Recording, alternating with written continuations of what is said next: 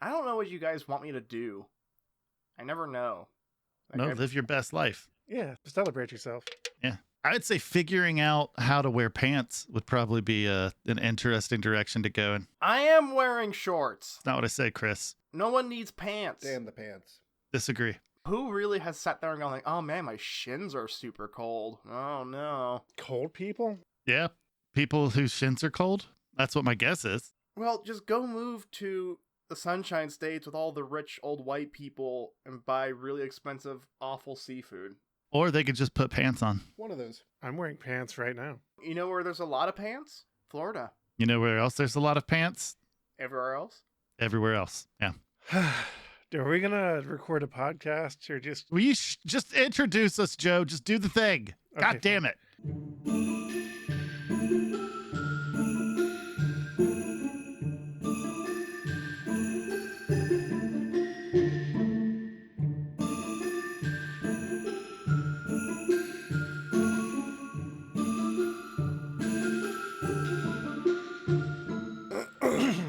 Happy holiday, friends. Fuck you. Welcome to the Brainworms Christmas Bah-hum. special. We're all gathered around a roaring Bah humbug. moon fire with hot holiday drinks in front of us. I'm not. I'm drinking bong water. Gross. Why do that? It's actually bong eggnog. You get super ripped on it, bro. Is that true, actually? If your bong water is just straight vodka, yeah. No. Like, I've heard people say that. Like, if you want to get real ripped, man, just like drink your bong water. If you want to Like, get really vomit. sick and vomit all Yeah, over the like- place. You have to be very desperate to get a buzz to even Yeah. attempt to drink bong water. And even then, don't do it. Well, let me finish. No. So, is there any truth to it, or is that one of those like, oh yeah, if you want to, It'll fuck you up. if you want to make your computer faster, delete System 32 things. No, you'll get a buzz from doing it, but Yep. it'll also potentially make you real sick. Yeah. You're going to throw up. Because you'll be too high, or just it's just No. gross? Because it's bong water. Yeah, bong I water is don't- gross. I've never smoked from a bong, Joe, except for that one time in college where my friends fashioned a street cone bong, and the hot glue that they used to adhere the bowl inside of it melted while we used it. That's dumb. Yeah, I created a bong once out of a Bic pen, a 2-liter, and some tinfoil. I've never been in a position where I had to do some MacGyver shit to fashion something to smoke weed out of. I went in the back room of a restaurant with a buddy of mine, and we just kind of made several different devices out of the produce there. Nice. That was a fun time. You can just buy rolling papers. They sell them. Yeah, but we didn't have them at the time. But we did have access to the back room of a restaurant. Fair enough. I can't argue that. what would logic. happen if you just ate hemp? Nothing. You digest it. I don't know. All right. I mean, Yeah, let's get back on track. Look, fucking go outside, Chris. Just go outside and do the marijuana. All right. And then find sex. But if I do, I'll want someone to play a piano really fast and then jump out a window. that's true. That's true. Okay. Glad this happened. We're very stupid. Take a shot. Every time you say we're very stupid, take a shot. Do we have a chimney on the moon? No. Why the fuck would we have a chimney? That sounds terribly unsafe. How do we expect to get our presents from Santa? Better yet, what's going to happen with all the smoke from the fire? Well, that just vents into space. Like that's all fine. So he's just going to come down through Kaine's furnace, I think. I don't think he wants to do that. I mean, if he can get through a fireplace, I'm sure he can work something out. Not with me. Santa versus Kaine. I will consume that fat bastard. 2 men enter, 1 man leaves. What happens if Santa doesn't deliver good presents to a nice person? What if we decide like we're going to screw over Santa? I don't know. Santa has seemed to be focused entirely on delivering great presents to the haves, and he seems to miss the have-nots on a true. semi-regular basis, Chris. So you tell me what happens, bah humbug, Classist asshole. Yeah. right? I don't entirely know what's going on. Just do the intro of what we're doing and why Oh, we're right. doing it so that we can fucking get on with this bullshit holiday cheer. Yeah. In order to fully celebrate the joyous season, we have chosen to read The Human Centipede. Timeless holiday classic. Timeless holiday classic. Yeah. The Human Centipede is it's a timeless tale. Timeless, all the way back to 2014. Read around the campfire for generations. The campfire? Yeah, that's fine. Whatever. The fireplace. Whatever. None of this matters. No. This is very stupid. Yeah, everything is stupid. Did we have to make Kaine's stocking the boneless skin of his old body? Just be happy there's not a foot inside of it.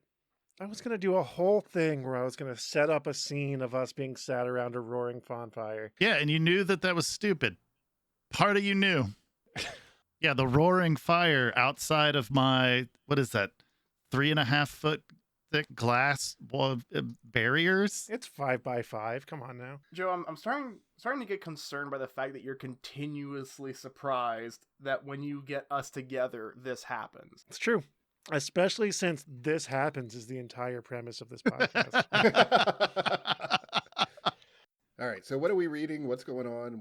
Who is this person? We're reading holiday classic, The Human Centipede, written by weird fiction writer Adam Millard. Since this is a Christmas tale, be sure to get your kids, the younger the better, and have them listen up to The Human Centipede. Yeah. If you've got a long drive, you're going to grandma's house for Christmas, definitely this podcast will keep everyone entertained. Exactly. Yeah.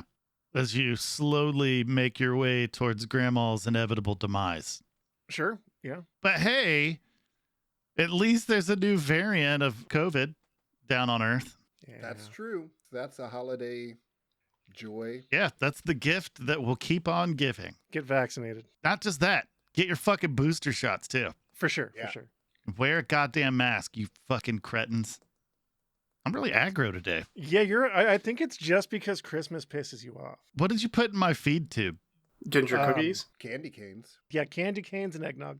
Okay, that makes sense. Little Hershey's Kisses. That makes sense. But yeah, Adam Millard, he's a weird fiction writer.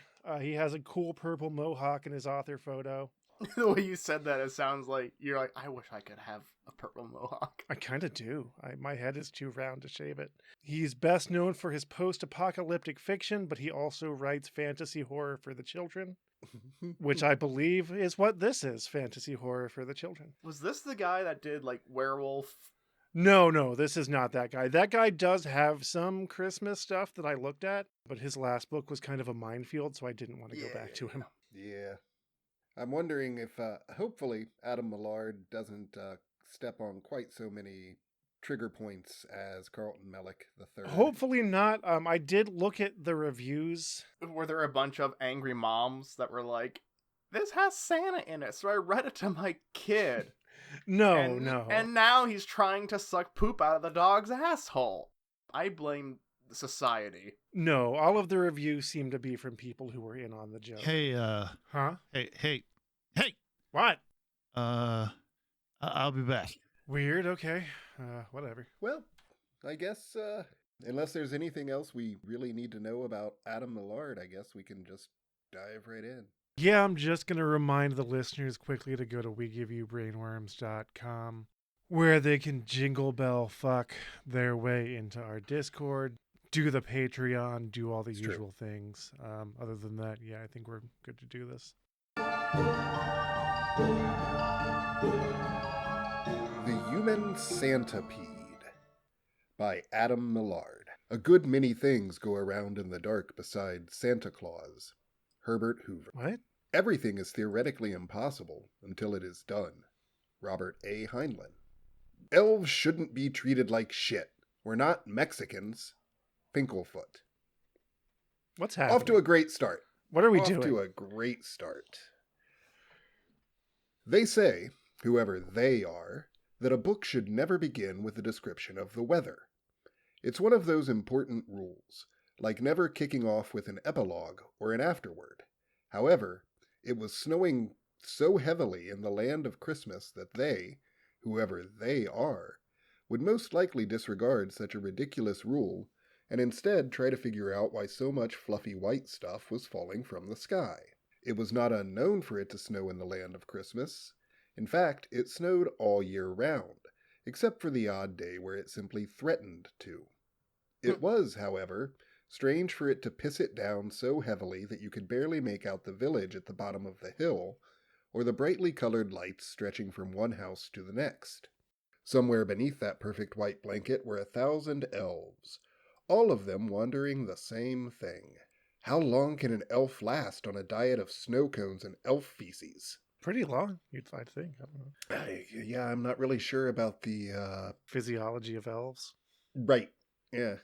What's it doing out there? Trixie asked, What's he putting down building her in book and removing her spectacles. She was ranked in the upper echelon of elfdom, which meant that she could afford books and spectacles to her heart's content. Sometimes she bought books she didn't even read, and glasses she never wore. But that's what happens when elves become successful. I mean, buying books that you never actually get around to reading, I don't think is that weird of a behavior. It's really not. No, I think that's just called being a reader. Yeah. Everyone has books they've never read. I'm convinced of that. Yeah. Once you start a serious book collection, it's pretty easy to let it get out of hand. It's true. What's the average price of a book? Average price of a book? Mm-hmm.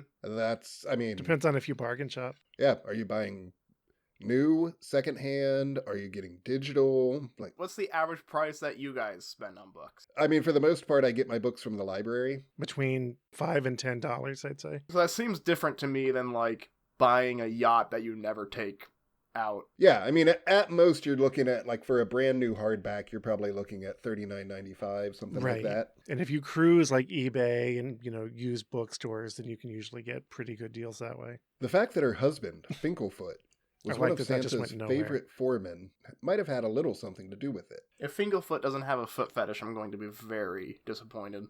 I mean, we already know that he hates Mexicans. Apparently.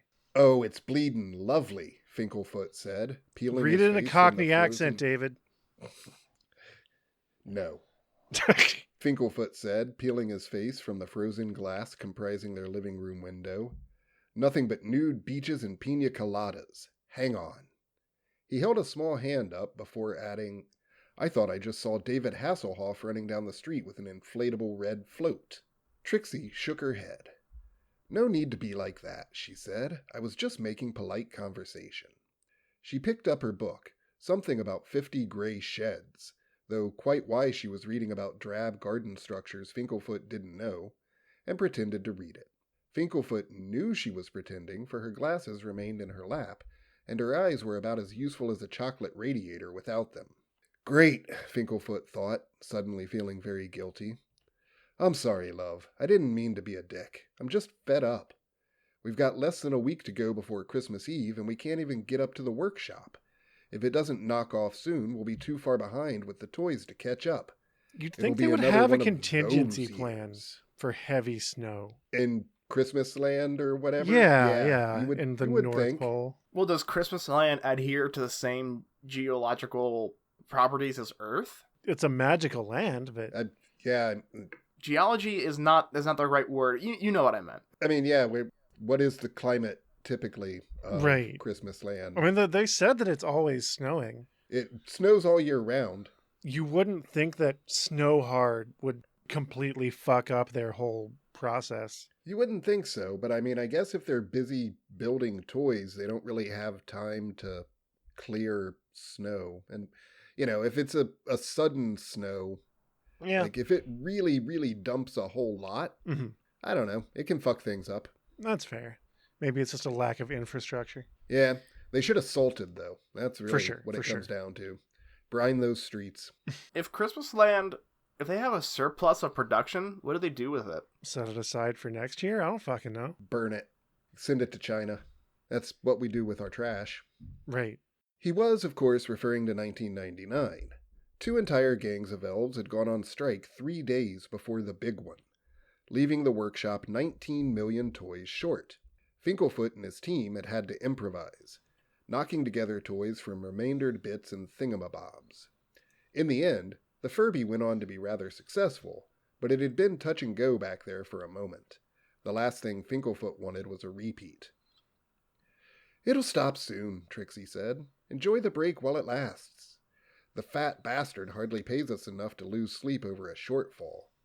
In fact, Santa Claus, a.k.a. the fat bastard, didn't pay them at all. It was an elf's job to make toys, and if you refused to make toys, you were sent to the human world to star in pantomimes and horror films. They had all heard such terrible stories about Whizzle, human translation, Warwick Davis, one of their own, and one of Santa's former favorites. Human children were intentionally frightened at bedtime with tales of giants and witches. The children of the land of Christmas were told stories of the former elf's fall from grace. But that's what happens when you don't conform. You end up in sitcoms with Ricky Gervais. I'm sure that the thrust of this is that the elves are an exploited working class and we're doing a thing with that. I would think so, yeah. Seems But- to Too be... late to switch to Monster Girl? Oh, we're in it now. Yeah, we're committed. But my question is there a need for money in Santaland? I mean, apparently not. They're not getting paid, so... Right, and they at least have a functioning society. Like, they've got all the food and shelter that they need. But they already, specifically mentioned that Trixie is one of the upper echelon. Oh, sure. So they definitely have a class divide Right, that makes sense. I'm very confused. by... Moving on, then. You're right, Finkelfoot said as he poured a large glass of eggnog. Personally, he hated the stuff, but it was either that or tap water, and he knew better than anyone not to touch that stuff. If all the elves in the land of Christmas were making toys, who the fuck worked at the water treatment plant? No one. That's who. Yeah, they just need infrastructure. Which meant it was probably about as safe to drink as an anthrax and acid cocktail. I just don't want to have to play catch-up. That's how mistakes happen. One minute you're working on a perfectly ordinary plastic doll, the next you're trying to pull a piece of Lego from its ass. Don't put Legos in your ass. Don't put Legos in your ass, no. No. Don't put things in your ass that weren't at least in some way designed to be put there. Right. Because there are plenty of things that you can get that are designed to be put there. Specifically, and more importantly, it's not just that they're designed to be put in, it's that they're specifically designed to be able to be taken out. Yeah, that's the important That's part. the important part, yeah. And you know how stressed my gang are at the best of times. Rat only has to see the word overtime and his bowels give way. And the last time Gizzo was under pressure, he almost went around the slinky spindle. The only good thing about that would have been pushing him down the stairs to see if he worked. I don't know what the slinky spindle is, but it sounds fun. Yeah, I assume that's what they make slinkies on. Oh, sure. It's another thing that you're not supposed to put in your ass. Right. True. Then tell them to work safely and at their usual pace. Trixie knew that some of the elves only had 2 paces, slow and stop. If we're behind when the big day arrives, then so be it. What's the fat bastard gonna do, sack us? I'd like to see him try. If you hadn't noticed, us elves aren't knocking out babies like we used to. He'll have a hell of a game trying to replace us. Oh, this is so confusing. If they give birth, then that means that they need to have a medical facility to facilitate that, which means that they need to have doctors, which means that they need to have education. None of that is true, Chris. Yeah, I we can made more guarantee people you that before we had- Yeah, there was a long period of time where people made more people before we had doctors. I know, but the fact that we're constructing this inside of a society with people that are overworked and have this exact same... Yeah, the premise is a little bit floppy. Like, I feel like the idea was, oh, let's take this magical fantasy holiday world and kind of graft modern sort of class consciousness kind of ideas onto it. Which is fine. But yeah, it does seem a little bit clumsily handled. Don't rest on it, like touch and go. Yeah, exactly. If you keep people thinking about it, well, they're going to keep thinking about it. Right. I don't know. I again have to disagree. Yeah. It's literally just the setup of the book. Yeah, that's fair. You know, it's not like the entire book has been just haranguing you about this. It's You're not literally wrong. just setting up the book. We haven't even had Yeah. a chance for a second concept to be introduced. No, that's fair. And the only other option would be to have a line in the book where it opens and says, "This is Christmas Land. The elves are an oppressed workshop. Right. Now let's move on to the action of the book." Sure, that makes sense. But I don't know. We'll see what happens. It is early days. Right.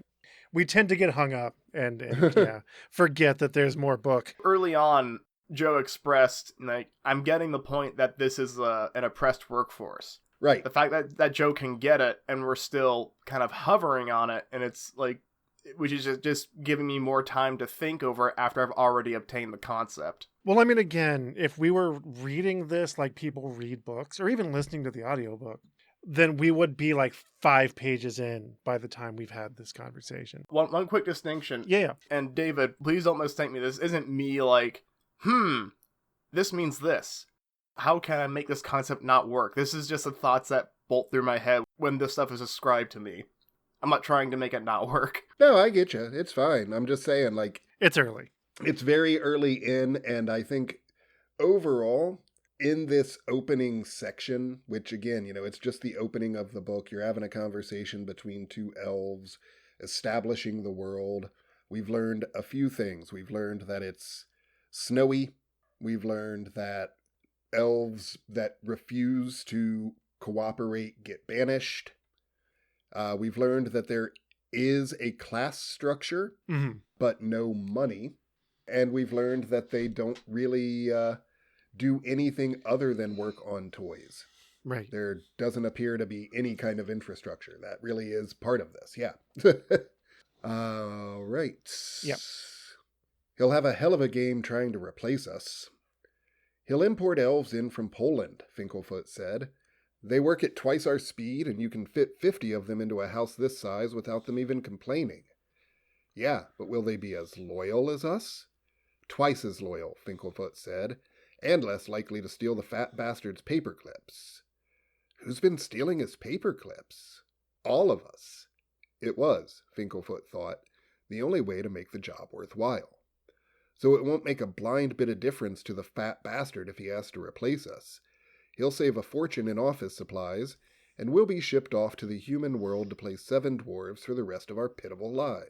Do you think Santa buys paperclips from the real world, or is there a paperclip production facility in Christmas Land? That's a good question. Yeah. Although I do think that stealing from your job is morally okay, and you should definitely do it. Yeah.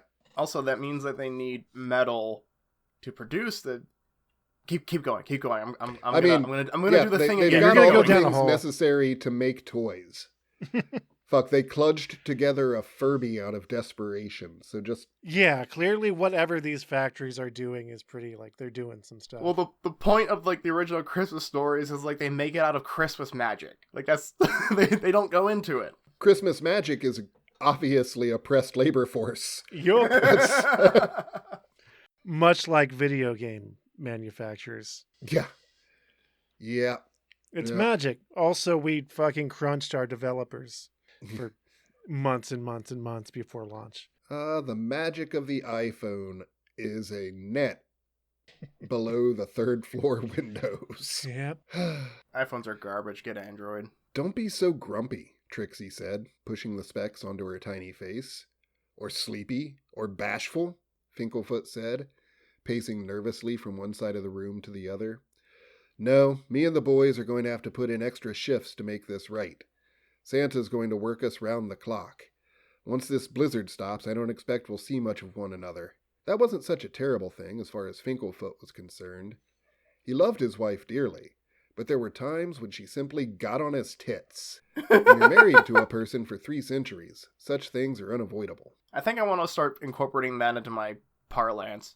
I think I probably should have been reading this with a Cockney accent. Oi, governor, get off me tits. Off me tits. I'll have a word with Jessica. She'll tell him to go easy on us. Jessica, or Mrs. Claus according to the legend, was an ex-stripper and had the body to prove it. Many of the elves had the hot for her, and a couple had actually managed to penetrate her steely exterior. I desperately need everyone listening to visualize a elf strip club. Like a Christmassy elf strip club. You can't make me do that. You can't make me not. The thing about Mrs. Claus was that she had a short person fetish, and when the fat bastard wasn't around, she made no effort to hide it. As far as Finkelfoot knew, she'd already slept with Shart, Rat, and Gizzo. The only thing keeping Jessica from having a slice of him was sitting across the room, her nose pressed into a book about gray sheds. In the meantime, Trixie said, get some rest. You've been standing at that window for 3 days solid. I wouldn't mind if there was anything to see, but we're snowed in. Finkelfoot tapped at the window, watched as a few particles of snow trickled down the tightly packed block pressed up against the glass. You're right, he said, sighing. I'm going to bed. Wake me up when it's cleared up. And with that, Finkelfoot was gone. Wake me up when September Trixie ends. listened to his footfall as it disappeared into the bedroom. Once she was certain he was gone, she put the book down and picked up a large candy cane, 6 inches at least, and a piece of tissue. She picked the book up again and smiled. Just me and you now, she said, reaching down into her knickers where countless pleasures awaited.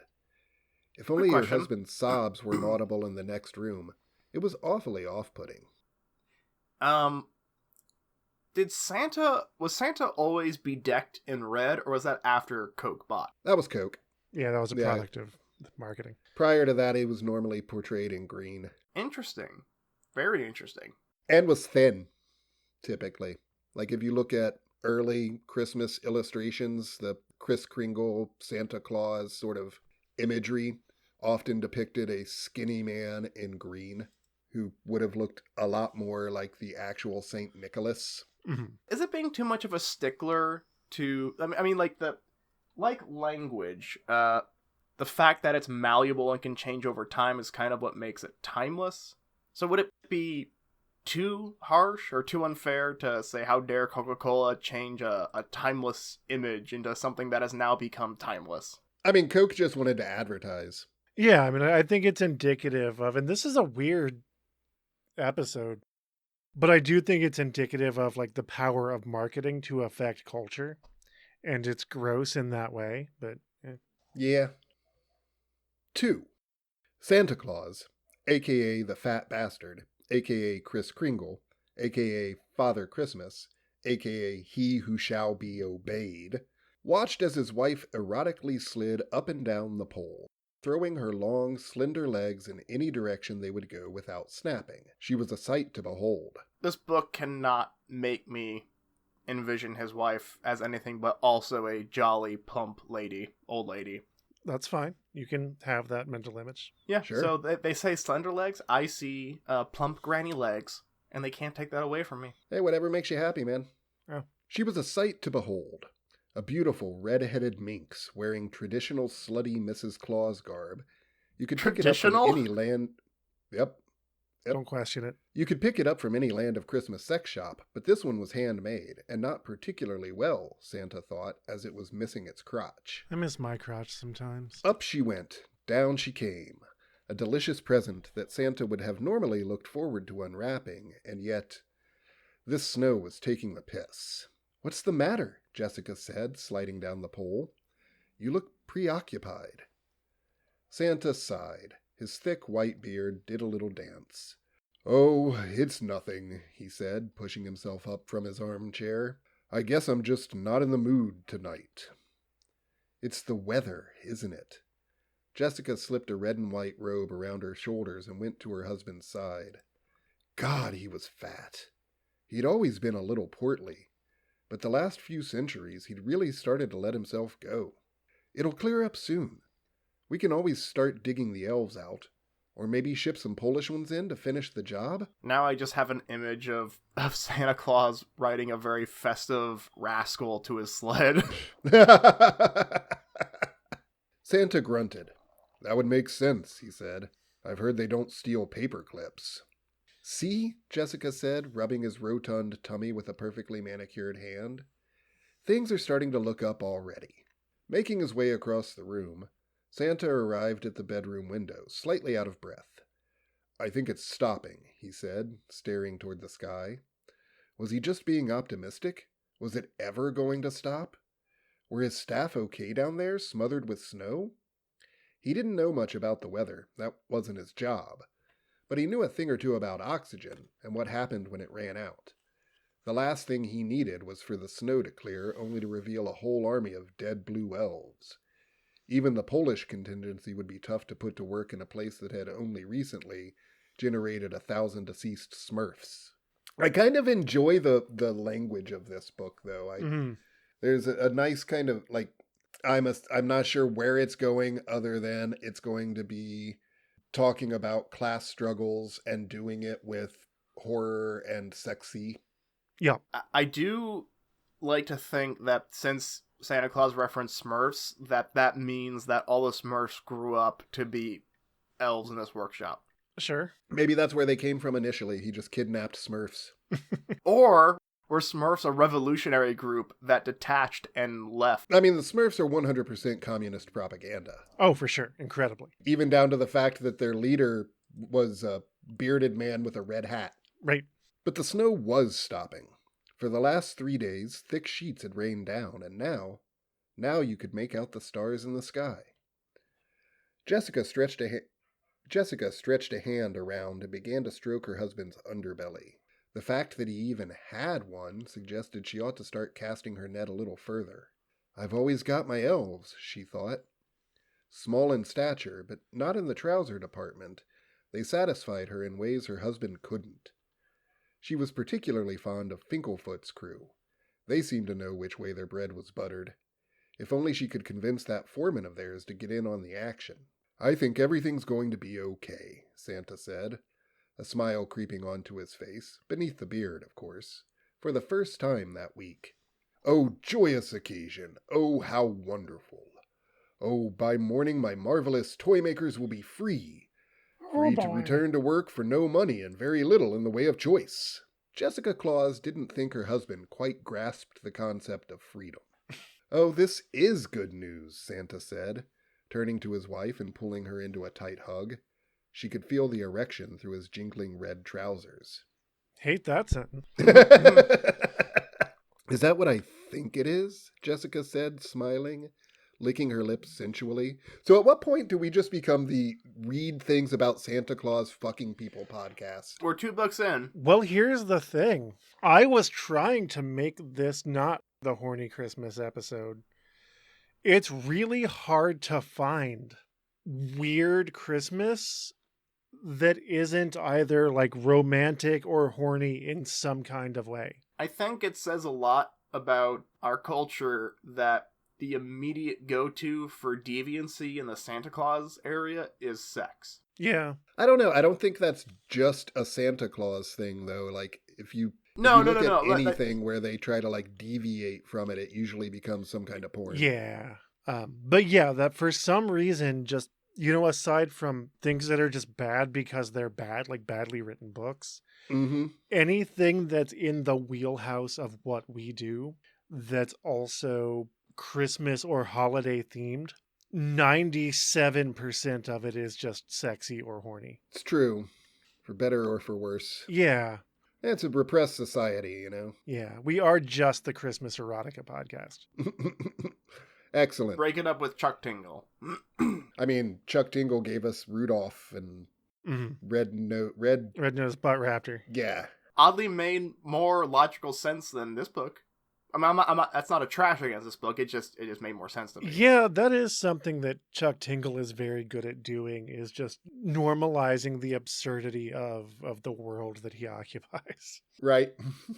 I'm immediately just kind of gauging this one against Santa Steps Out. Right, which a lot of similarities for sure. Sure, yeah. Except that in this one, Santa is being presented as a sort of generally not good. Right. I don't think anyone has been presented as good so far. Like, everyone's kind of scuzzy. Yeah. Yeah. I do like Santa Steps Out more. I just thought it was more interesting, the fact that he was presented in a more human fashion. Like, he was struggling with things. He was kind of depressed with his job, and he loved his wife. He didn't want to cheat on her, but there was this thing that presented an alternative. Yeah. He's almost just like a Captain Planet villain in this one. Yeah, he's just a CEO.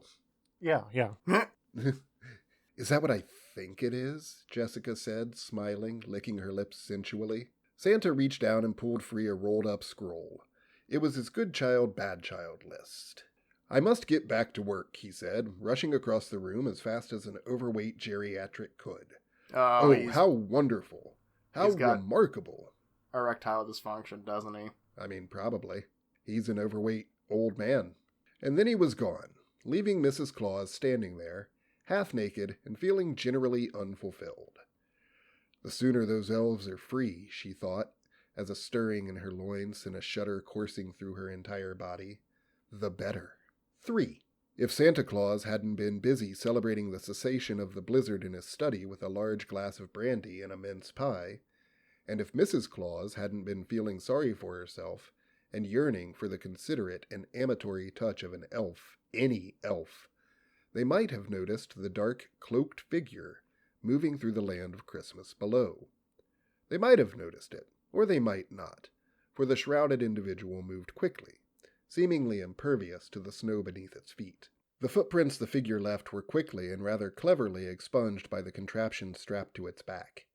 Essentially a snow shovel belted to a pair of whirling, battery-powered standing fans, it did the job for which it was built with aplomb. There was no way the snow could betray him. No way they would ever know who he was, at least not until he was ready for them to. He looked forward to that moment with an eagerness he hadn't felt for many centuries. It would be like Christmas to him, but then again, wasn't everything? Slipping between 2 chimney tops, which just went to show how deep the snow was, the figure sniggered quietly. What a weird word. Sniggered. Yeah. Language is peculiar. Mm-hmm. Reaching into the large sack draped across his shoulder, he pulled out a large shovel. It was the kind of shovel reserved for burying people, or hitting people devilishly hard across the back of the head, or decapitating mice. Now I'm just picturing Santa hitting that guy over the back of the head in Blazing Saddles instead of the sheriff. Bong! It's actually kind of clever writing that does bring a very particular kind of shovel to mind. Uh-huh. Yeah. Like I said, this is not bad. No, not at all. It really does remind me of Santa Steps Out in that it's a weird Santa horror sex farce by, someone who probably, again, writes weird fiction and probably writes some pretty enjoyable non-Santa related things. Oh, sure. I might have to add him to my reading list. Yeah. It wasn't, therefore, a shovel that had seen much in the way of gardening. Taking a deep breath and a snort of candy apple snuff, the cloaked figure began to dig. And dig. Dig, dig, dig. Dig through the ditches and slam in the back of my Dragula. After 15 minutes of laborious digging, the figure considered forgetting the whole thing and returning to his home. But a voice in his head reminded him why he was doing this, why he had to do it. And then he saw it again. The vile and beautiful and disgusting and wonderful and grotesque and gorgeous creation that had come to him just a few nights ago. An image so sickening and delightful that it would have given Satan himself nightmares. To be fair, about 15 minutes of manual labor is all it takes for me to lose interest, too. Yeah. That's actually pretty generous. Right. Fuck, it's been 3 minutes and I still have things to do. I'm bored. I need to go take a nap. Have a snack. Must be time for a smoke break. Switching the shovel to the other hand, the figure pressed on. Oh, it was going to be exquisite, and when it was complete, stretching around the land of Christmas for all to see, at least all those not partaking, he would climb up onto the workshop roof and watch in admiration. Watch as the fat bastard led the coiling worm through the streets, hollering out for help, begging for the perpetrator to unstitch him from such a foul and fetid fabrication, and he would laugh, and so on and so forth, for that was the kind of guy he was. Dig, dig, dig, dig, dig. Can you Clunk. dig it? Apparently so. Jimbo, Sissy whispered into the dark. Jimbo, was that you? Something shifted beside her. Ugh, Jimbo said. Jimbo, did you just make a noise? Yes, I said oof. Right? She was up on her elbows now, glancing around at the shadows. What did it sound like? Jimbo groggily asked. Sissy shuddered. It sounded like clunk. Did you just go clunk? Can you describe the ruckus? Jimbo considered the question and arrived at a conclusion. In all my years of making noises in my sleep, he said, I don't think I've ever gone clunk. I don't think it was me. There was a moment of silence, and then the sound of snoring. "Jimbo," Sissy said, nudging her husband hard in the ribs. "Are you going to check?" "Check on what?" Jimbo said. "I can't hear anything. Maybe you dreamt it. And could you please not elbow me in the ribs when I'm trying to sleep? It's awfully painful and not at all what one might expect from his beloved. If you don't get your ass up right now and go check on what's going clunk, I'll cut your little elf cock off and mail it to your mother." That's extreme. "Yeah, What would she do with it? Sissy is a little intense." I Yeah. mean, I like it, actually. Not going to unpack that. Right? Jimbo swung his legs out of bed. I'm up. Dearie me, why's it always gotta be about mailing severed body parts to my mother with you, huh? It's a healthy relationship they have. Yeah. "Just go and find out what went clunk," Sissy said. "I don't want to live in a house that makes strange noises." I don't like this All in the Family reboot. Jimbo headed for the door, a door that he could barely discern through the gloom. There was no light coming in through any of the windows, thanks to the snow, which meant the house was in a state of perpetual darkness, apart from the twinkling red and green bulbs on the tree, but that was in the living room. Jimbo had stumped his toe 4 times before he made it out onto the hallway and collapsed in an untidy pile, clutching at his foot and sucking in air through clenched teeth. "Was that you?" his wife's voice asked from the bedroom. "What did it sound like?" Jimbo said, still grimacing.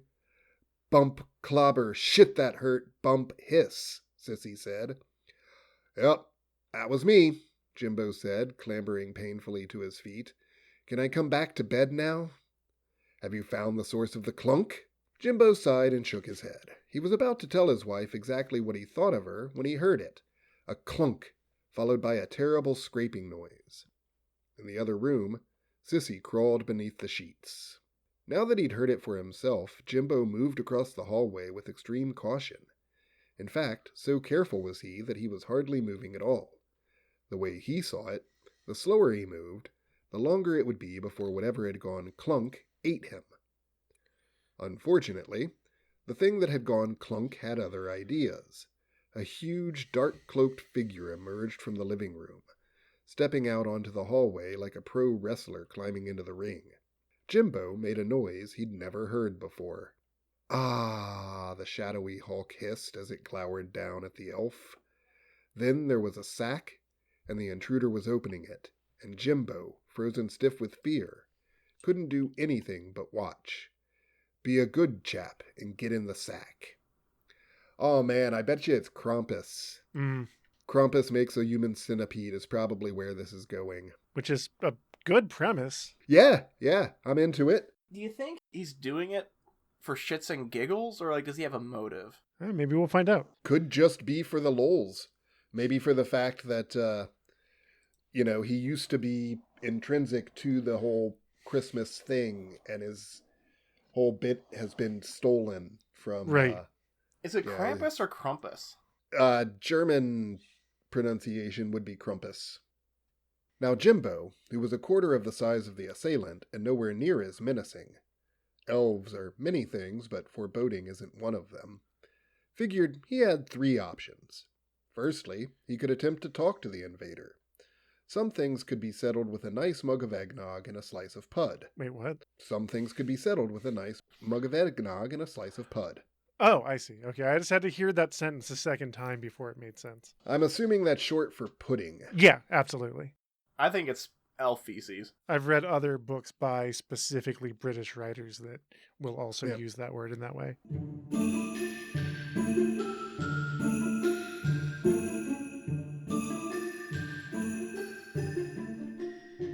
All right, gang, that's about enough of that for this week. Stay tuned next week for the disappointing conclusion of the Human Centipede. Whatever. Don't forget to go to wegiveYouBrainworms.com, where you can support the podcast via Patreon and keep us buying these absurd books. Also, if you go to wegiveYouBrainworms.com, you can jump into our Discord and learn about all of the things that we do and interact with us directly. If you're listening on YouTube, don't forget to leave a like, click the subscribe button, click the bell, do all that YouTuber call to action bullshit. Happy holidays. Whatever. We're sorry. This has been a production of Brainworms Presents. Any copyrighted content contained within is used for purposes of review. Brainworms Podcast is David Combs, Kaine Magdalen, Christian Schaefer, and Joseph Wells. The theme music is Hodgepodge No. 1 by Brian Davis. If you like what you heard and can support us and learn about our other projects at WeGiveYouBrainworms.com or by leaving a review on your favorite listening app.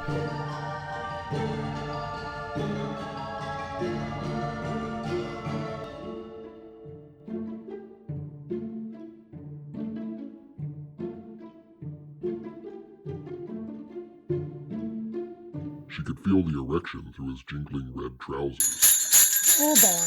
Oi, governor, get off my tits.